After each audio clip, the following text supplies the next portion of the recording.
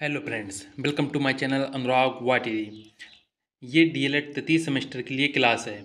इसमें हम संस्कृत का जो पहला चैप्टर है वो हमने कंप्लीट करवा दिया है। यदि आपने वो वीडियो नहीं देखा तो चैनल में जाके देख सकते हैं। ये हमारा संस्कृत का दूसरा चैप्टर है जिसका नाम है समास। आज हम समास के बारे में जानेंगे। शुरू करते हैं। सबसे पहले हम देखेंगे समास का अर्थ क्या होता है। समास का तात्पर्य है संक्षिप्तीकरण से, अतः इसका शाब्दिक अर्थ होता है छोटा रूप, और इसकी परिभाषा होती है जब दो या दो से अधिक शब्दों से मिलकर जो नया और छोटा शब्द बनता है उस शब्द को हम समास कहते हैं। समास की परिभाषा याद रखना एग्जाम में पूछी जाती है। जब दो या दो से अधिक शब्दों से मिलकर जो नया और छोटा शब्द बनता है उस शब्द को समास कहते हैं। और समास का जो अर्थ होता है वो होता है संक्षिप्तीकरण। इसके बाद समास के भेद। समास के निम्नलिखित भेद होते हैं और कुल टोटल जो समास के भेद होते हैं वो होते हैं 6, जिसमें पहला आता है अव्ययीभाव समास, दूसरा तत्पुरुष समास, तीसरा कर्मधारय समास, चौथा द्विगु समास और द्वंद्व समास, और लास्ट में बहुब्रूही समास। तो इन सभी समासों के बारे में आपको जानना है, इनकी परिभाषा और इनके कुछ उदाहरण। नेक्स्ट है, सबसे पहले हम देखेंगे तत्पुरुष समास को। तत्पुरुष समास की परिभाषा होती है समास का वह रूप जिसमें उत्तर पद प्रधान होता है उसे हम तत्पुरुष समास कहते हैं। इम्पॉर्टेंट है, तत्पुरुष समास की परिभाषा है कि समास का वह रूप जिसमें उत्तर पद प्रधान होता है तत्पुरुष समास कहते हैं।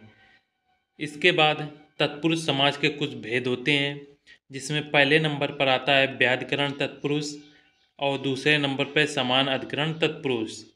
व्याध अधिकरण तत्पुरुष में कर्म तत्पुरुष, करण तत्पुरुष, संप्रदान तत्पुरुष, अपादान तत्पुरुष, संबंध तत्पुरुष और अधिकरण तत्पुरुष आते हैं। ये आपके एग्जाम में पूछे जाते हैं, इनके बारे में आप जानकारी प्राप्त कर लें। इसके बाद समान अधिकरण तत्पुरुष के अंदर लुप्तपद तत्पुरुष, उपपद तत्पुरुष, अलुक तत्पुरुष, नई तत्पुरुष, कर्मधारय तत्पुरुष और द्विगु तत्पुरुष ये सभी आते हैं। इसके बाद हमारा नेक्स्ट, इसके कुछ हम उदाहरण देखते हैं तत्पुरुष समास के।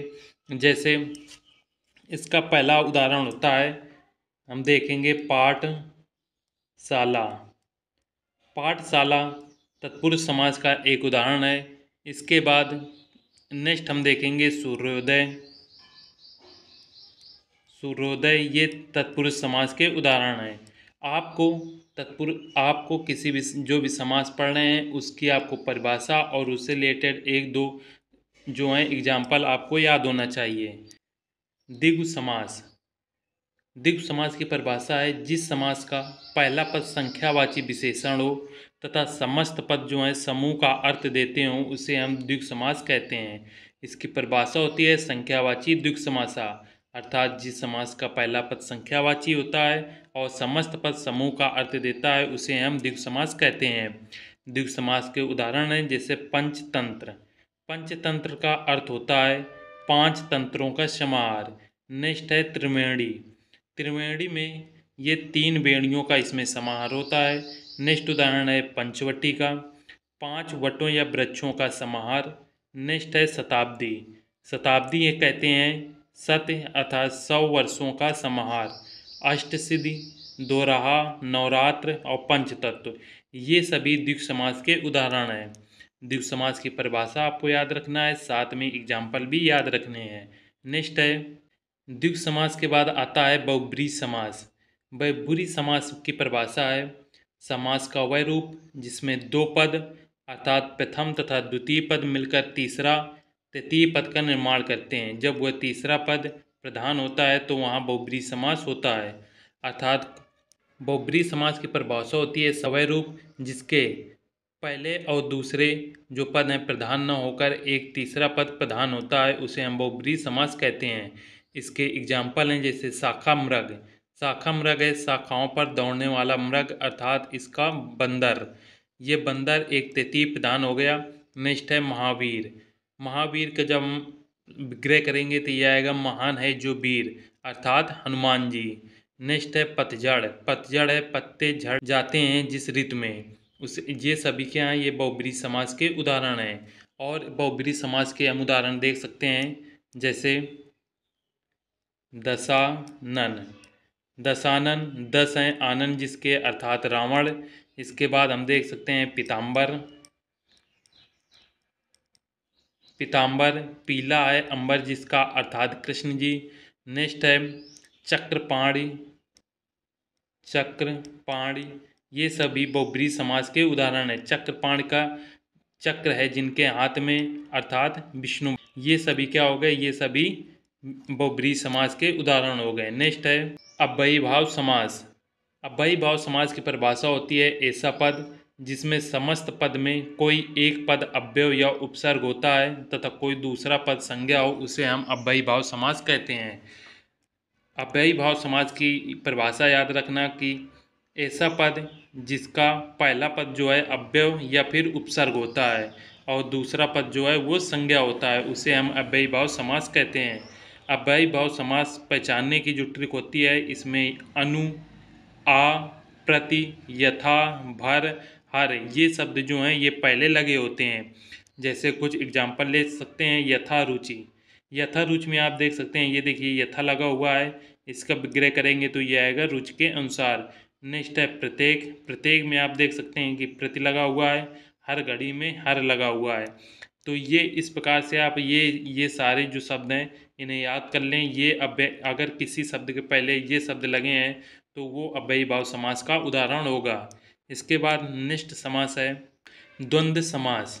द्वंद्व समास का परिभाषा है समास का वह रूप जिसमें दोनों पद ही प्रधान होते हैं और किसी भी पद का गौण नहीं होता, द्वंद्व समास कहलाता है। द्वंद्व समास में दोनों पद प्रधान होते हैं और इसकी पहचानने की जो ट्रिक होती है वो ये है कि ये दोनों पद एक दूसरे क्या होते हैं, विलोम होते हैं, लेकिन ये हमेशा नहीं होता।